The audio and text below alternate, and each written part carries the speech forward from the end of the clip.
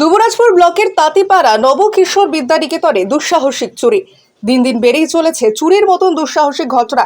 কখনো রাত তো কখনো আবার ভর দুপুর বেলা হয়ে যাচ্ছে দুঃসাহসিক চুরির মতন ঘটনা। এবার সেই দুঃসাহসিক ঘটনা ঘটে গেল বীরভূম জেলার দুবরাজপুর ব্লকের তাঁতিপাড়া নবকিশোর বিদ্যানিকেতনে। আর তাকে ঘিরে শুরু হয়েছে চরম উত্তেজনা। গোটা এলাকায় চাঞ্চল্য সৃষ্টি হয়েছে। প্রতিদিনের মতো আজও স্কুল খুলতেই দেখে বিপত্তি। চোরের দল স্কুলে ঢুকে তালা ভেঙে স্কুলের নানা সামগ্রী নিয়ে চম্পট দিয়েছে। কে করলো, কার হলো এমন সাহস? স্কুলে ঢুকে স্কুলেরই নানান রকম সামগ্রী নিয়ে চম্পট দিয়েছে দুষ্কৃতীরা। আর তাকে ঘিরে গোটা এলাকায় শুরু হয়েছে ব্যাপক চাঞ্চল্য। স্কুলের প্রধান শিক্ষক খবর দিয়েছেন বক্রেশ্বর ফাঁড়ির পুলিশকে।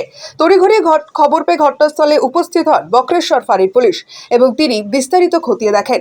বিদ্যালয়ের প্রধান শিক্ষক সুবীর ঘোষ এই ঘটনার পুঙ্খানুপুঙ্খ তদন্ত দাবি করেছেন এবং পুলিশকে পুরো বিস্তারিত জানিয়েছে। কি পদক্ষেপ নেওয়া যায় তার পরিকল্পনাও শুরু হয়ে গিয়েছে ইতিমধ্যেই। ঘটনা ঘটেছিল কি এসে দেখলেন?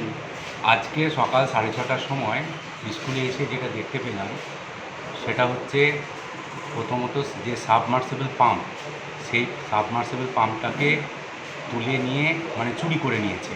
এটা 1 নম্বর। 2 নম্বর হচ্ছে দুটো রুমের, আমাদের রুম নাম্বার 1 এবং বায়োলজি ল্যাবরেটরি, এই দুটো রুমের 5টি ফ্যান, যে ফ্যানগুলো আমরা একদম নতুন লাগিয়েছিলাম, সেই ফ্যানগুলো চুরি হয়ে গেছে। তারপরে মিড ডে মিলের যে রান্নাঘর, সেই রান্নাঘরে একটা গ্যাস ফিল্ড সিলিন্ডার ছিল, সেই সিলিন্ডারটাও নিয়ে চলে গেছে।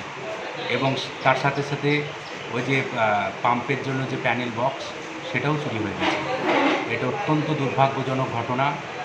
আসলে এই ব্যাপারে আমরা চাইছি তদন্ত করে, যাতে করে যারা চুরি করেছে তাদেরকে অন্ততপক্ষে বার করুক।